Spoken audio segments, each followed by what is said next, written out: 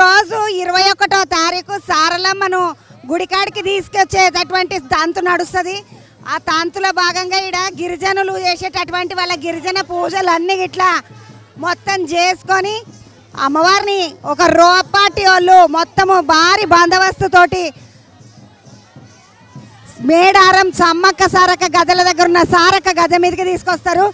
గదల మీదకి తీసుకొచ్చే ముందు ఇక్కడ గిరిజనుల పూజలు ఏవైతే జరుగుతుంటాయో దేవుడు వచ్చిన వాళ్ళందరూ కూడా ఇట్లా ముసుగు వేసుకున్నటువంటి డ్రెస్సులు వేసుకొని మంచిగా మెరుపుల బట్టలు వేసుకొని ఇక్కడ గుడికాడ సిగాలు ఊగుతూ ఉంటారు.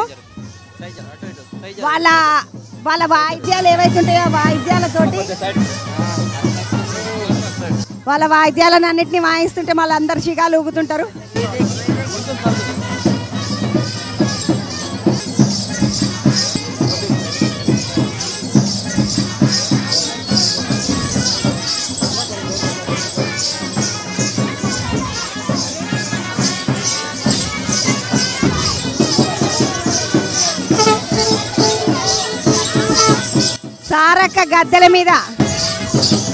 సారక్క గద్దెల మీద శిగాలు ఊగుతూ ఉంటారు. మొత్తము వీళ్ళందరూ కలిసి అమ్మవారిని తీసుకురావడానికి తయారవుతున్నారు అన్నట్టు. మొత్తం అందరికి ఇట్లా అమ్మవారికి పూజలు చేసినాక ఇగో ఈ ఎర్రబోని వేసుకున్నటువంటి అమ్మవారు ఎవరైతున్నారో ఈ అమ్మవారు ఇప్పటి వరకు ఈ రాగి చెట్టు పైకి దాకా పోయింది. ఈ యాప చెట్టు ఎక్కి నుండే రాగి చెట్టు యాప చెట్టు పక్క పక్కకున్నాయి. మొత్తము ఈ రాగి చెట్టు ఎంత ఎత్తుందో అంత ఎత్తు యాప చెట్టు కూడా ఉంది. ఆ యాప చెట్టు కొస దాకా పోయి మీదికి మళ్ళీ కిందికి వచ్చింది. ఆకుపచ్చ చీర కట్టుకొని ఎర్ర ఓని వేసుకున్నటువంటి అమ్మ, ఆమె నాగులమ్మ అని ఇట్లా అంటారంట. మరి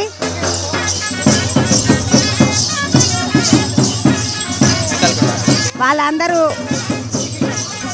దేవుడు వచ్చిన వాళ్ళందరూ ఇట్లా ఆడుతూ ఉన్నారు మంచిగా. అట్లనే అమ్మవారికి మొక్కుకొని పిల్లలు కావాలనుకున్న వాళ్ళు ఎవరైతే ఉన్నారో వాళ్ళు అమ్మవారు బయటకు వచ్చేటప్పుడు వాళ్ళ మీదకించి నడుచుకుంటూ పోతే పిల్లలు అవుతారన్న ఆలోచనతోటి వాళ్ళందరికి ఇట్లా మొత్తం అమ్మవారి తొవ్వకు బోర్ల వండుకొని అమ్మవారి రాక కోసం ఎదురు చూస్తూ ఉంటారు. వాళ్ళందరినీ ఇట్లా ఒక్కసారి చూద్దాం మనము. ఇగో ఇక్కడ చూసినట్టయితే పిల్లలు లేకుండా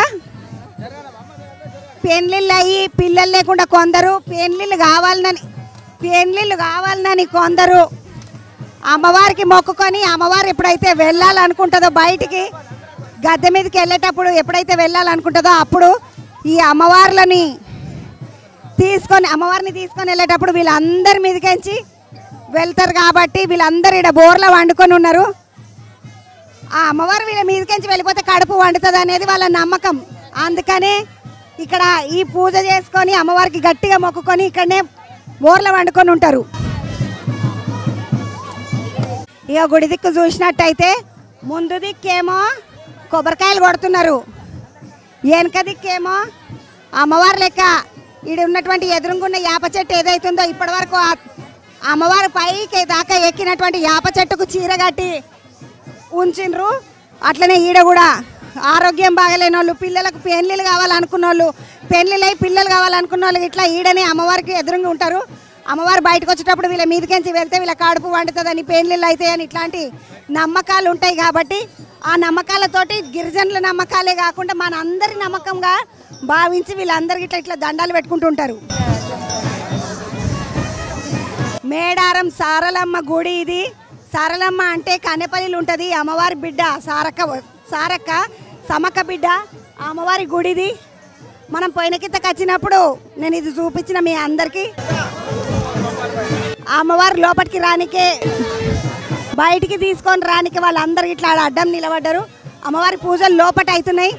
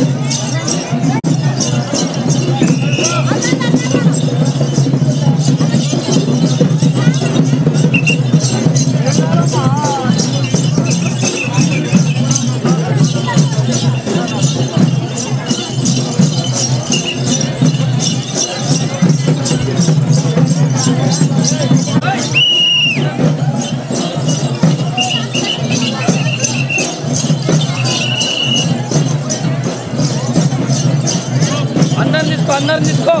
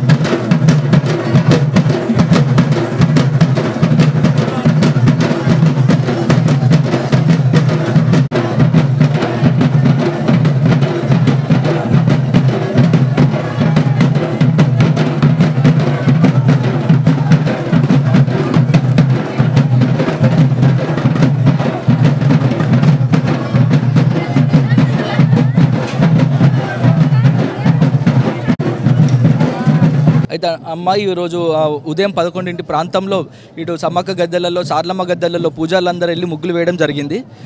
ముగ్గులు వేసిన అనంతరం సాయంత్రం పూట ఇటు కన్నెపల్లి నుంచి సారలమ్మను తీసుకెళ్లి గద్దెలలో తీసుకెళ్లిన తర్వాత అటు గోవిందరాజు ఇటు పగిడిదరాజు వీళ్ళు ముగ్గురు కలిసి సమ్మక్క గుడికి వెళ్ళిన తర్వాత అక్కడ ఆదివాసీ సాంప్రదాయాల ప్రకారం సమ్మక్కకు పగిడిదరాజుకు కళ్యాణం జరిపించిన తర్వాత వీళ్ళని గద్దెలలో ప్రతిష్ఠించడం జరుగుతుంది. అయితే మీరు గమనించేది ఏంటంటే ఇటు సారలమ్మ వచ్చేటప్పుడు హనుమంతుని జెండా పడతారు. హనుమంతుని నీడలో సారలమ్మ బయలుదేరుతుంది మేడారంకి. ఎందుకంటే దుష్టశక్తుల కళ్ళు అమ్మవారి మీద పడకుండా, అమ్మవారికి ఎటువంటి కీడు జరగకుండా హనుమంతుని రక్షలో సారలమ్మ బయలుదేరుతుంది. కానీ స్వామి ఇప్పుడు సారలమ్మ బయలుదేరుతుంది. మరి మొత్తం ఈ రోపాటి వాళ్ళని అందరినీ పెట్టిండ్రు కదా, ఈ రోపాటి వాళ్ళేమో ఈ సారలమ్మని తీసుకొస్తారు, తుడుం దెబ్బ వాళ్ళేమో సమ్మక్కని తీసుకొస్తారు. ఏం దీనిలో ఆంతర్యం ఏమన్నది నాకు ఎప్పుడు ఈ చిన్న బుర్ర మనం చదువుకోకపోతే నాకు ఎప్పుడు అనుమానమే, వీళ్ళు ఎందుకు ఈమెను తీసుకొస్తారు, వాళ్ళు ఎందుకు ఆమెను తీసుకొస్తారు. అట్లా ఏముండదమ్మా. సమ్మక్కకైనా సారలమ్మకైనా గోవిందరాజు పగిడిదరాజుకైనా మధ్యలో పూజారులు ఉంటారు. పూజారుల చుట్టూ ఊర్లో ఉండే యూత్ పిల్లలు ఉంటారు, కన్నపల్లి యూత్, మేడారం యూత్, వాళ్ళ అమ్మవార్లకు ఉంటారు. వాళ్ళ చుట్టూ ఈ తుడుం దెబ్బ సర్కిల్ ఉంటుంది. వీళ్ళ చుట్టూ పోలీసు మన రోప్ పార్టీ ఉంటుంది. ఎందుకంటే ఇక్కడ నుంచి అంత దూరం కదా, భక్తుల తాకిడి అధికంగా ఉంటుంది, నెట్టేస్తూ ఉంటారు. అంటే పూజార్లకు ఎటువంటి ఇబ్బంది కలగకుండా వీళ్ళు ఈ నలుగురు రక్షణగా నిలుస్తారు అన్నట్టు. స్వామి ఇప్పుడు సారక్కని ఈడికెంచి తీసుకుపోతున్నారు కదా, పోయేసరికి ఎస్పీ సార్ ఏమంటే పోయేసరికి దగ్గర అమ్మ ఈడికెంచి ఆడికెంచి 3 గంటలు అట్లా అటు పడుతుంది, మొత్తం 9:30-10 గంటల దాకా అవుతుంది అన్నారు. ఎందుకు రాత్రిపూటని అమ్మవారు ఎవ్వరికి కనబడకుండా నేను పోయిన కింద కూడా వస్తే నేను వచ్చినా కానీ నాకు ఏం కనబడినట్టు అనిపించలేదు. ఒక చీర కట్టుకున్న ఒక పంతుల స్వామి మాత్రం కనబడ్డాడు. ఆయననే ఇప్పుడు మీరైతేనే కరెక్ట్ చెప్తారు, ఎందుకంటే ఇప్పుడు నేను అసలు దాన్ని నేను చూసిన దాన్ని నేను ఒకటి చెప్తే ఇవన్నీ ఒకటిలా కాదు. మీరు ఎప్పుడు అసలు అమ్మవారిని చూడాలనుకుంటాం, దూరం కెంచే చూస్తాం మేము. ఎవరైనా చూడాలి, ఎట్లని చూడాలి, ఏం గుర్తు ఆనవాళ్ళు అనేది కాదు, బయట వాళ్ళకి ఎవరికి ఆనవాళ్ళు గుర్తుపట్టకుండా పూజారులు అందరూ ఎర్రగుడ్డ కట్టుకుంటారు. ఇంకోటి ఏంటి, సాయంత్రం పూట అంటే చీకట్లను అమ్మవారిని తీసుకొస్తాం. మా పూజలు అనేవి చాలా గోప్యంగా ఉంటాయి. వేరే వాళ్ళు చూడకుండా మా పూజా కార్యక్రమాలకు ఎటువంటి భంగం కలగకుండా మేము ఈ మహాజాతరని నిర్వహిస్తామమ్మ. స్వామి ఇప్పుడు మీ జాతర అంతా నిర్వహిస్తున్నారు, ఆడనేమో ఇలా కింద మొత్తం అందరూ కడుపు కాలేదని కొంతమంది, పిల్లలకి పిఎన్లు కాలేదని కొంతమంది, ఇట్లా అందరు ఇట్లా అడ్డం పండుకున్నారు కదా, వాళ్ళది ఏందన్నట్టు లెక్క. అయితే ఏంటమ్మా, అమ్మవారు వీళ్ళ మించి వెళ్తే మంచి జరుగుతుంది, ఫలితం వస్తుందని అమ్మవారు వచ్చేటప్పుడు అలా పడుకుంటారమ్మా. ఈ అమ్మవారికి అయితే ఇట్లా మంచిగా వండుకున్నారు, అమ్మవారికి దొరికిపోయింది వాళ్ళకు. కానీ ఆడ సమ్మక్క కాడ ఏం దొరకాలి, ఏం కథ, పాబులికు అంటే పాబులికు ఇసుకేస్తే రాలని పాబులికు ఇగో ఇట్లా నిలబడడానికి ఉండదు, ఇంత కూడా గాలి రాదు. పోయిన కిందకు చూసిన నేను. మరి ఆడ అమ్మవారి దయ దర్శనము ఎక్కడైనా అమ్మే బిడ్డే కదా, అమ్మ శక్తివంతురాలు, ఆదిపరాశక్తి. అందుకనే అసలు అక్కడ అసలు చోటే ఉండదు, అసలు జనాలకు కనిపించేంత వీలు ఉండదు. ఏంటంటే అమ్మవారు గుట్ట దిగంగానే భక్తులు అంటే అంత మా వాళ్ళు ఉంటారు, చుట్టుపక్కల అధికారులు ఉంటారు, అమ్మవారిని తాకాలని చాలా ప్రయత్నిస్తూ ఉంటారు. మేము తాకనివ్వం, ఎందుకంటే అది అపవిత్రం కావద్దు కదా, గద్దకు చేరేంతసేపు ఎవరు ముట్టొద్దు అని మేము చేస్తాం. అందుకని అక్కడ అటు ఇటు తొక్కిసలాట ఒత్తిడి జరుగుతూ ఉంటుందమ్మా. మొత్తానికి అమ్మవారిని ఎవ్వరు తాకకుండా తీసుకొచ్చి గద్దెల మీద కూసబెట్టాలనే ముఖ్య ఉద్దేశం ఉండబట్టి ఇంత జాగ్రత్తలు తీసుకొని ఇంత బందోబస్తు పెట్టుకొని ఎవరిని అవసరమి బందోబస్తు అంటే యాదకొచ్చి నువ్వు ఒక్క ముచ్చట అడుగుతా, మా కెమెరాలను కూడా కొట్టిరు పోయిన గిత్తకని గదింది ఏమంటుంది నాకు అర్థం కాలే. ఏమమ్మా మేము అంటే ఎవరు కొట్టినో తెలియదు కానీ కొట్టద్దు, ఎవరి మీద చేతులు చేసుకోవద్దు, కర్రలు కూడా వాడొద్దు అని చెప్పినాము. ఈసారి అయితే చెప్పినాము, ఎందుకంటే అందరూ అమ్మవారిని చూడాలని తాకాలని ఉంటుంది, కానీ చేతులు మాత్రం చేసుకున్న అది పద్ధతి కాదు. మేము కూడా అందరికి స్ట్రిక్ట్గా వార్నింగ్ ఇచ్చినామమ్మా. పోయినకి అట్లా జరిగింది కాబట్టి సామాన్లు చెప్పినరంట, మొత్తానికి అమ్మవారిని తాకాలని చూడాలని ఓ పోయి పాడిపోకుండా అమ్మ ఏడున్నా అమ్మని గుడికాడికి వచ్చి మంచి గద్దెల మీద దర్శనం చేసుకొని పోవచ్చు నిమ్మలంగా. అరుణ్ స్వామి మళ్ళీ రేపు కలుస్తా కానీ మిమ్మల్ని పోయేస్తా. మీ నాయన స్వామికి నమస్తే చెప్పు, శనార్థులు చంద్రవ చెప్పిందని చెప్పు. ఇక అరుణ్ స్వామి తోటి ముచ్చటి ఇది. ఇక నడవండి మనం జర ముందుకు పోయి పబ్లిక్ ఎట్లున్నారు, ఏం కథ, ఎవరు వస్తున్నారు, ఎవరు పోతున్నారు, రోపాటి ఎంతవరకు వచ్చింది, అన్ని ముచ్చట్లు తెలుసుకుంటూ పోదామండి. ఎందుకంటే ఈ పబ్లిక్ తోటి నిలబడ్డ మనకు ఈ రోపాలే నూకుతారు మన యువతలకి. అట్లా కాకుండా జర మనం ముందే నడుద్దాం పండి.